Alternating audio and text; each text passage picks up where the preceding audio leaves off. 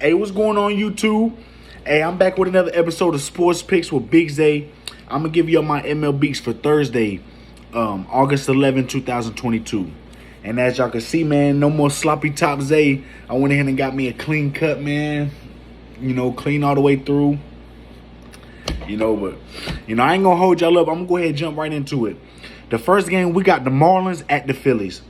We got Edward Cabrera against Kyle Gibson. And one thing about it, I think these are two solid pitchers. But even though Edward Cabrera hasn't pitched only pitched in a few games this season, I do think he's the better option here on the mound compared to Kyle Gibson. I really like Edward Cabrera. The only time we've seen him give up some runs was against the Houston lineup, But this Phillies lineup, is, in my opinion, just as powerful as the Houston lineup. But I think he's good enough here to keep this game close. I'm gonna take the Marlins on a +1.5. You've seen how Sandy Alcantara kept this team down for all the way to the 8th inning before the Phillies finally put up a few runs, and they only won by one. I think the Marlins, they kind of get to the Marlins. I think they come out strong again here today. I'm going to take the Marlins +1.5.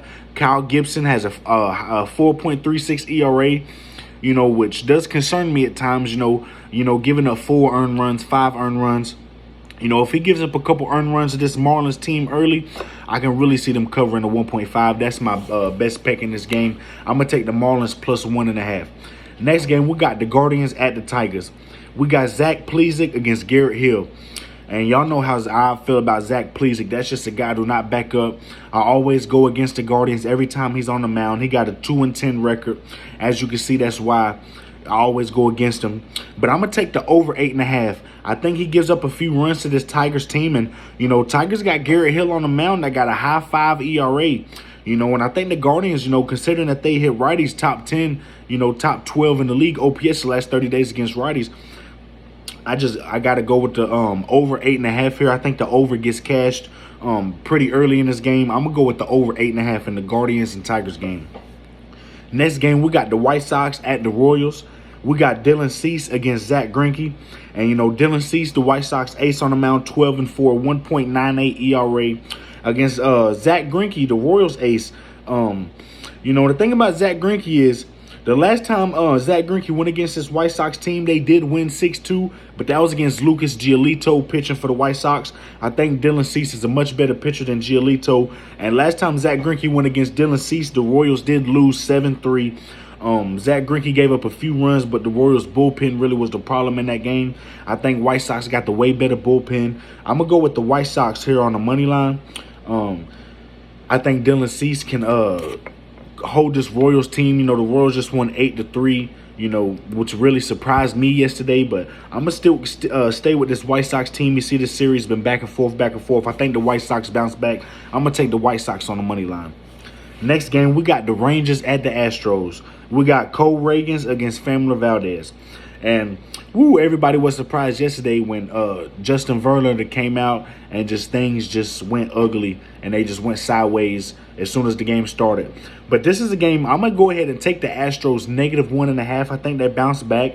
Framber Valdez, the last time he's pitched against this Rangers team, they won 5-1. And the last time he's pitched again against this Rangers team, they lost 6-2. But you look at both his outings in the loss 6-2, he has 6 innings played, 4 hits, 0 earned runs. They lost that game in extra innings because of the bullpen. He pitched phenomenal that game. And you look at the 5-1 win. He has 7 innings played, 6 hits, only 1 earned run. He's pitched 13 innings against his Rangers and only gave a 1 earned run. The Rangers was crushing lefties at the beginning of the season, but you see the OPS in the last 30 days has decreased a lot against lefties. They don't hit lefties as good as they once did. Hit them hitting righties and them hitting lefties is kind of evening out damn near. I know Cole Ragans had a good outing against the White Sox last time. He went 5 innings played. He only gave up 3 hits, 0 earned runs. That's a White Sox team that, this year we have not seen them be so strong this year as it was last year. Last year, the White Sox really got the offense going late. This season they're still struggling. They win one game, they lose one game. They off and on. So, I cannot trust Cole Ragans, even though he pitched a good game last game. This is at the Astros. This is going to be his toughest match yet. I'm going to take the Astros -1.5. Next game, we got the Cardinals at the Rockies. We got Dakota Hudson against German Marquez. And you got two righties going at it. And considering that the Cardinals and Rockies had two left-hand pitchers yesterday, and now they're switching up with righties, we've seen both the games go over. And we've seen this total go from over 11 to over next game over 11.5. And now we got this game of over 12, and I'm just not going to back it. I'm going to take the under 12. I think Dakota Hudson for the Cardinals is good enough to keep this game close. I think he can limit the Rockies' bases and bats. I think he can limit his home run ball in this game. Same with German Marquez. German Marquez is a pitcher that he's off and on this season, but I think he's solid enough to keep this Cardinals offense down. I think this is more like a 5-4 game, 4-3 type of game. I don't see this being no more than 6-5. They got the over and under 12, which is a lot of runs. I'm going to take the under 12, and that's going to be my pick in that game. Next game, we got the Pirates at the Diamondbacks. We got JT Brubaker at Merrill Kelly. And, JT Brubaker's on a 5-game losing streak. He is not a guy I can back. Last time he went against Merrill Kelly and the Diamondbacks, it was an 8-6 loss. Where JT Brubaker only pitched 4 innings. He gave up 8 hits and 5 earned runs, while Merrill Kelly pitched 5 innings, gave up 5 hits and 2 earned runs. I think Merrill Kelly is the way better pitcher on the mound. I think he's pitching better as of late. And, JT Brubaker's on a 5-game losing streak. And until he wins and show me otherwise, I'm just going to continue to fade him. I'm going to take the Diamondbacks on the money line, and I'm going to lean toward the under in this game. Now, the next game, we got the Orioles at the Red Sox. We got Austin Voth against Josh Winkowski. And last time Josh Winkowski went against his Orioles team, he went 6 innings. He gave up 4 earned runs. It was a pretty good outing. It wasn't his best outing, but the Red Sox did lose that game 4-2. The Red Sox offense did not back him up here. But I was watching the Red Sox and the Braves game, and I don't know if y'all seen what I've seen. Especially the first game, the Red Sox offense just came alive. They had 7 runs against this Braves team, against Charlie Morton, the Braves ace. So I think the Red Sox getting Rafael Devers is back in the lineup. I think this lineup is catching fire. And the Orioles, even though they one of the hottest teams in baseball right now, Austin Voth is a guy I do not want to back. He got a high 5 ERA, and he's just not been looking good of late, even though he had a strong outing last performance. I think he's pitching at the Red Sox. It's going to be tough for him. The Red Sox lineup, especially when Rafael Devers back in the lineup. And last time the Red Sox was at home with Josh Winkowski, they won 7-2 against a Brewers team. And OPS in the last 30 days, Brewers is just hitting righties a little better than the Orioles is. So I think Winkowski can limit this Orioles offense. I'm going to take the Red Sox -1.5. And I'm going to take them on the plus money in this pick.